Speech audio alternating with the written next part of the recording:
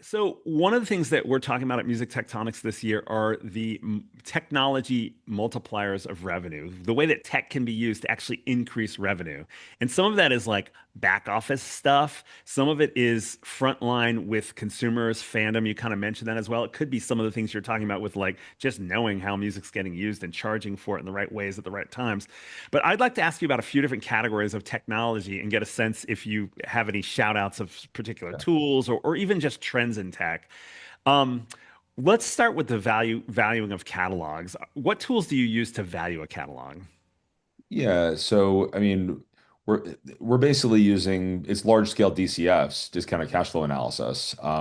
We do use a tool called Syncopate, which is really good at taking all the royalty statements, consolidating them, and getting them into an easily digestible form. But after that, like we're modeling, I would say we're everyone can get Luminate data. So people tend to get the streaming data from Luminate. We're getting years worth of statements, so royalty statements, recorded statements, or publishing statements, depending on what we're looking for. And we're running out really long-term analyses. We're taking the royalty statements, we're dividing them amongst, sync should have a different multiple. It's lumpier. It has a different multiple than performance royalties, which is a different multiple than streaming. I would say streaming's still the highest multiple because we can underwrite. That's much easier for me to extrapolate what that's going to look like, out into the future. But one area that we're quite passionate about is modeling to fandom. Hmm. So in addition to kind of the data that's publicly available, we try to enrich our data with more, understanding who are the fan cohorts that are listening to our music. There's an LTV of the life of a fan. We all know that when someone listens to music, they tend to listen to that music the rest of their lives. It gets into our algorithms, it gets into our playlists. When we fall in love with the band, we can see that data in the streaming in the streams. So if someone's listening to, we bought the G59 catalog last year. It's a band called the Suicide Boys. They have an extremely dedicated fan base, and the average fan listens to like 26 songs per day. Um, Wow.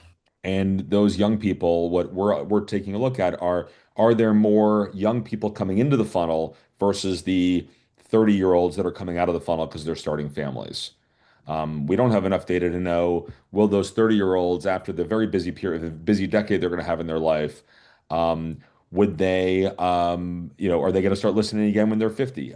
We don't know the answer on that yet, but Yeah. we're trying to underwrite, and I'd much rather buy a catalog that's listened to people all over the world, where we're going to see more growth in the industry, than listened to by, people in by older people in North America.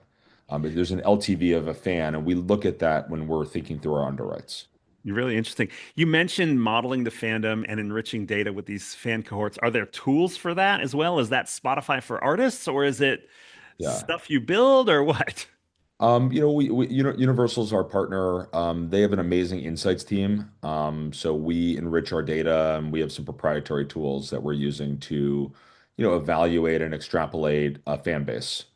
In Yeah. addition to the publicly, everyone's using. The good thing is the math's the math here. Like we're big believers that um, as the business becomes more institutionalized, we shouldn't be competing with each other. So there with other catalog owners on price. The price should be the price. We're using the same discount rates. There's rating agencies, S&P and Moody's and Fitch are looking at these catalogs and valuing it for the purpose of an asset-backed securitization. We have a firm called Virtue Global that's the gold standard of, music valuation. The banks are using JP Morgan and Fifth Third Bank and Barclays. They are using, valuation agents. We're all kind of using the same numbers. What I'm focused on competing over is when we buy a catalog, can we be a better partner to the artist or the songwriter or the independent label on the back end? Yeah. Um, Okay. that's Yeah. my view.